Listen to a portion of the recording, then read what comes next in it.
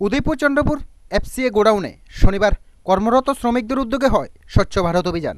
এই অভিযানে উপস্থিত ছিলেন গোমতী জেলার ডেপুটি ডাইরেক্টর কৃষ্ণধন সরকার, সিএ2 নেতা হরমুজ মিয়া, মুলকুজ মিয়া সহ এফসিএ গোডাউন পরিচালক হরিধন সরকার। জানা যায়, ওই গোডাউনে মোট 70 জন শ্রমিক একত্রে মিলে গোডাউনের চারপাশ পরিষ্কার পরিচ্ছন্ন করে। প্রসঙ্গত, ওদিন গোডাউনে কর্মরত শ্রমিকদের কাছ থেকে জানা যায়, ওরা বিভিন্ন সমস্যার মধ্যে দিয়ে জীবনযাপন করছে দীর্ঘ 4 থেকে 5 বছর ধরে। তাদের গোডাউনের সামনে প্রচুর পরিমাণে ধুলোবালি স্তূপ পড়ে গেছে। সমস্যার সম্মুখীন হয় তখন যখন গাড়ি থেকে চাল নামানোর জন্য গাড়ি গোডাউনের সামনে আসে। ধুলবালি প্রতিনিয়ত চালের সঙ্গে মিশছে, যার ফলে অসুস্থ হওয়ার সম্ভাবনা বেশি বলে অভিযোগ জানিয়েছেন শ্রমিকরা।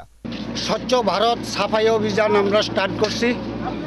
এই অভিযান আমরা অব্যাহত রাখব কিছুদিন পর পর। এইখানে অনেক শ্রমিক আছে, আমাদের food corporation of India, state গভর্নমেন্টের আন্ডারে অনেক এমপ্লয়ি আছে।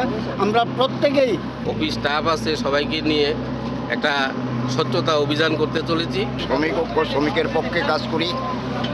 যাই ধরুন, আমরা এখানে 2টা কমপ্লেক্স আছে, একটা স্টেট গভর্নমেন্ট আর একটা হইল কেন্দ্রীয় গভর্নমেন্টের।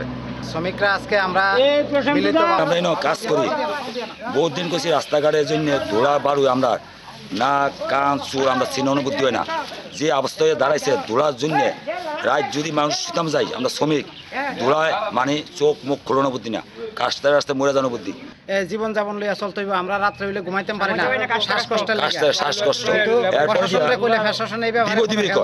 ইন্ডিয়া গভর্নমেন্টের যেই খাদ্য গুদাম, এই গুদামের চতুর্থারে যে রাস্তাগুলো আছে, সেই রাস্তাগুলা আজকে 9 বছর এখানে কাজ চলছে।